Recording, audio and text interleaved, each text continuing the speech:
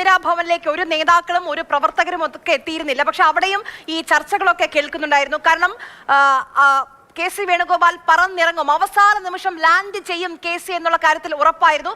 അതിപ്പോൾ കൺഫേം ആവുകയാണ്. ദീപാദാസ് മുൻഷിക്കൊപ്പം KC വേണുഗോപാൽ കേരളത്തിലേക്ക് വരാൻ പോവുകയാണ്. മുഖ്യമന്ത്രിയാകാനാണോ അതോ മുഖ്യമന്ത്രിയെ പ്രഖ്യാപിക്കാനാണോ എന്ന് മാത്രമാണ് ഇനി അക്കാര്യത്തിൽ അറിയേണ്ടത്. എന്തായാലും അഭിലാഷ്, ഒരു കാര്യം ഉറപ്പാണ്, അവസാനം പ്രഖ്യാപനം വരുമ്പോൾ നേതാക്കൾ ഇങ്ങനെ നിരന്നു നിന്ന് ഞങ്ങൾ തമ്മിൽ ഒരു പ്രശ്നവും ഉണ്ടായിരുന്നില്ല, ഞങ്ങൾ എല്ലാവരും ടീം UDF ആയിരുന്നു, മാധ്യമങ്ങളാണ് ഈ പ്രശ്നങ്ങളൊക്കെ ഉണ്ടാക്കിയത്, ഞങ്ങൾ എല്ലാവരെയും കേൾക്കുകയായിരുന്നു, ഇതല്ലേ ജനാധിപത്യം എന്ന് ചോദിക്കുന്നത്. സതീശനാണ് മുഖ്യമന്ത്രിയെങ്കിൽ ഈ പറയുന്നത് ശരിയാണ്. അതല്ലാത്ത പക്ഷം KC വേണുഗോപാൽ മുഖ്യമന്ത്രിയായി ലാൻഡ് ചെയ്യുകയാണ് എങ്കിൽ ഈ പൊറാട്ട് നാടകത്തിന് നിന്ന് തരാൻ VD സതീശൻ ഉണ്ടാകുമെന്ന് വിചാരിക്കേണ്ട. അത് സാധ്യമാവുന്ന കാര്യമേ അല്ല.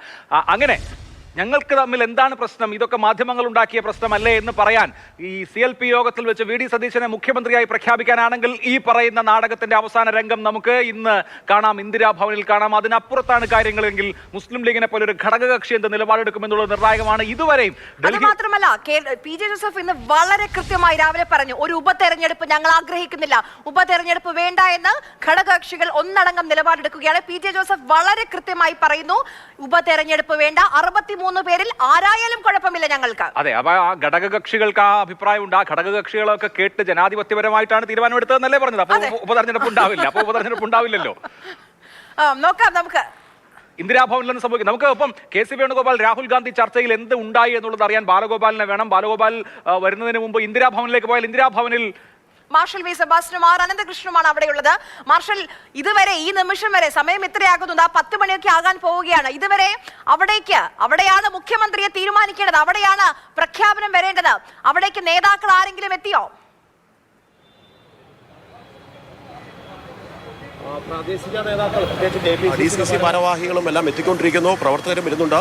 ആരാണ് എന്താണ് എന്നുള്ള കാര്യത്തിൽ ഒരു ധാരണയുമില്ല ആര്യ. സാധാരണ രീതിയിൽ നമ്മൾ ഇത്രയും വർഷം റിപ്പോർട്ട് ചെയ്യുന്ന സമയത്ത് എന്തെങ്കിലുമൊക്കെ ഒരു ഹിന്റ് കിട്ടാറുണ്ട്, അത് വെച്ച് നമുക്ക് ഒരു വാർത്ത ഇങ്ങോട്ട് പോകുന്നു എന്ന് പറയാൻ സാധിക്കും. പക്ഷേ ഇത് തീർത്തും അനിശ്ചിതത്വമാണ്.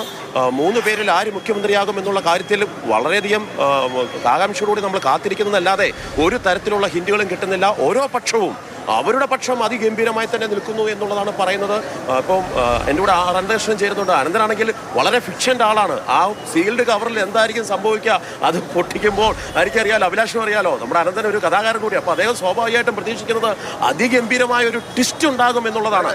ക്ലൈമാക്സ്. അപ്പം ഞാനിപ്പോൾ മാർഷൽ പറഞ്ഞാൽ ഇപ്പം KPCC ഓരോരുത്തർ വന്നു തുടങ്ങി. അപ്പം KPCC ഭാരമായി ഇപ്പം മണക്കാട് സുരേഷ് വന്നു. അപ്പം മണക്കാട് സുരേഷിന് അദ്ദേഹത്തിൻ്റെ സംസാരിക്കുമ്പോൾ അദ്ദേഹം പറയും, ഞാൻ പ്രാർത്ഥിച്ചിട്ട് വരുവാണ്, ഇന്ന് മഹാവിഷ്ണുവിൻ്റെ ദിവസമാണ്, ഞാൻ മഹാവിഷ്ണു ക്ഷേത്രത്തിൽ പോയി ആ സ്കൂട്ടറിൻ്റെ ഡിക്കിക്കകത്ത് മുഴുവൻ പ്രസാദമാണ്. അപ്പോൾ അദ്ദേഹത്തിന്റെ പ്രാർത്ഥന എന്താകും എന്നുള്ളത് നമുക്കറിയാം. അപ്പോൾ അതെ അതെ, അപ്പൊ അങ്ങനെ ഓരോരുത്തരുടെയും പ്രാർത്ഥനകൾ ഇന്ന് രാവിലെ ഒരുവിധം എല്ലാവരും ഓരോ കാരണങ്ങൾ എന്നതാണ്. മാർഷൽ അനന്തൻ, ഇന്നലെ VD സതീശൻ ക്യാമ്പിലേക്ക് പ്രവർത്തകരുടെ ഒഴുക്കായിരുന്നു. ഇന്ന് കോൺഗ്രസ് പ്രവർത്തകർക്ക് എന്തെങ്കിലും ഒരു സൂചന കിട്ടിയിട്ടുണ്ടോ? സാധാരണ കോൺഗ്രസിൽ തീരുമാനം എടുക്കുന്നതിന് 12 മണിക്കൂർ മുമ്പ് എന്താണ് തീരുമാനം എന്ന് അറിയേണ്ടതാണ് ആ പ്രവർത്തകരും നേതാക്കളും ഒക്കെ. ഇതിപ്പോ ആർക്കും ഒരു ക്ലൂവും ഇല്ല എന്ന് പറയുമ്പോൾ ഏത് ക്യാമ്പിലാണ് പ്രവർത്തകർക്ക് ഉന്മേഷവും ഉഷാറും? സൂചിപ്പിച്ച പോലെ എല്ലാ 3 പേരെയും ഒരേ ആവേശത്തിൽ നിലനിർത്താൻ വേണ്ടി ഹൈക്കമാൻഡിന് കഴിഞ്ഞിട്ടുണ്ട്. ഇക്കാര്യത്തിൽ അഭിലാഷെ ഹൈക്കമാൻഡിനെ സമ്മതിച്ചു കൊടുക്കണം. കാരണം ഇത്രയും ദിവസവും ആർക്കാണ് മുൻതൂക്കം എന്നുള്ള കാര്യം പറയാതെ 3 പേരെയും ഒരേ താലത്തിൽ നിർത്തിക്കൊണ്ട് പ്രവർത്തകരുടെ ഒരു ആവേശത്തെ അതേപടി നിർത്തുകയാണ്. പക്ഷെ ജനം മടുത്തു കഴിഞ്ഞു, അത് വേറെ വിഷയം. നേരത്തെ തൊട്ട് മുമ്പ് ഇവിടെ നേതാക്കന്മാരോട് ചോദിച്ചു, ചെറിയ ഫിലിപ്പുണ്ടായിരുന്നു, അദ്ദേഹത്തിന് ഞാൻ നല്ലൊരു ഹഗ് കൊടുക്കുകയും ചെയ്തു. അദ്ദേഹത്തോട് ഞാൻ ചോദിക്കുമ്പോൾ അദ്ദേഹം പറയുന്നത് ഒന്നും പറയാറായിട്ടില്ലെന്നാണ്. അപ്പോൾ സ്വാഭാവികമായിട്ടും പല നേതാക്കന്മാരുടെയും മനസ്സാക്ഷി സൂക്ഷിപ്പുകാരായിട്ട് പ്രവർത്തകർക്കോ അണികൾക്കോ ഒന്നും തന്നെ ഇതുവരെ ഒരു സൂചനയും കിട്ടിയിട്ടില്ല. ഇനിയിപ്പോൾ നിരീക്ഷകരെ വരുന്നുണ്ട്. ആ നിരീക്ഷകരെ വിളിക്കാൻ വേണ്ടി KPCC വണ്ടി പോകുമെന്ന് നമ്മൾ തിരക്കുമ്പോൾ അങ്ങനെ ഒരു കാര്യം ഇവിടെ അറിയില്ല എന്നാണ് അവർ പറയുന്നത്. പക്ഷേ അതുമെല്ലാം വളരെ രഹസ്യമായി കൈകാര്യം ചെയ്യുന്നു. ആരാണ് ചാർട്ടേഡ് ഫ്ലൈറ്റിൽ വരുന്നത്? 1 മണിക്ക് ഇവിടെ തിരുവനന്തപുരത്ത് ലാൻഡ് ചെയ്യുമെന്ന് പറഞ്ഞ ചാർട്ടേഡ് ഫ്ലൈറ്റിൽ ആരാണ് വരുന്നത്? അതിലാണ് തീരുമാനം. KC വേണുഗോപാലും ദീപാദാസ് മുൻഷിയുമാണ് വരുന്നത്. അത് കാര്യത്തിൽ തീരുമാനമായിട്ടുണ്ട്. KC എന്തായാലും കേരളത്തിലേക്ക് വരികയാണ്. മാർഷൽ 10:30 വിമാനം ഡൽഹിയിൽ നിന്ന് ഉയരും. കേരളത്തിൽ തിരുവനന്തപുരത്ത് 1 മണിയോടുകൂടി ലാൻഡ് ചെയ്യും. അതെ തീർച്ചയായിട്ടും അത് നമ്മൾ കറക്റ്റ് സമയം അസംബ്ലി ചെയ്യുമ്പോൾ ആ സീൽഡ് കവറുമായി ദീപാദാസ് മുൻഷിയും KC വേണുഗോപാലും കൂടെ വരും. അവിടെ വെച്ചിട്ട് പേര് പ്രഖ്യാപിക്കും. അത് KC ആണോ രമേശ് ചെന്നിത്തലയാണോ എല്ലാവരും പ്രതീക്ഷിക്കുന്നത് പോലെ അണികൾ ആവേശത്തോടെ നിൽക്കുന്നത് പോലെ VD സതീശനാണോ?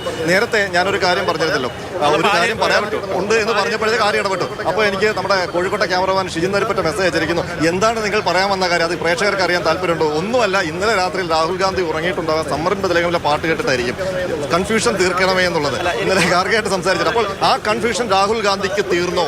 അത് ഒരു പേരിലേക്ക് രാഹുൽ ഗാന്ധിയുടെ മനസ്സെത്തിയോ? രാഹുൽ ഗാന്ധി ഒരു പേരെഴുതി ഖാർഗെയെ ഏൽപ്പിച്ച് അത് KC അല്ലെങ്കിൽ ഇന്ന് രാവിലെ KCയെ വീട്ടിലേക്ക് വിളിച്ചു വരുത്തിയിട്ട് ആ പേരെഴുതിയ കവറാണോ കൊടുത്തിരിക്കുന്നത്?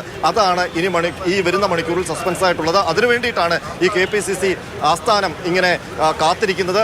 ഒരു പക്ഷേ KC വരുന്നു, VD സതീശൻ തിരുവനന്തപുരത്തേക്ക് എത്തുന്നു, ബാക്കി എല്ലാവരും നേതാക്കളൊക്കെ വരും. ആ സമയത്തേക്കാകും ഇവിടെ ഒരു KPCയുടെ മുൻഭാഗം ഒരു ജനസമുദ്രമായി മാറുക. ഇപ്പോൾ ഒരുവിധം പ്രവർത്തകർ എത്തി തുടങ്ങുന്നുണ്ട് എങ്കിലും കേരളത്തിലെ ജനങ്ങൾ ഇത് കണ്ടു.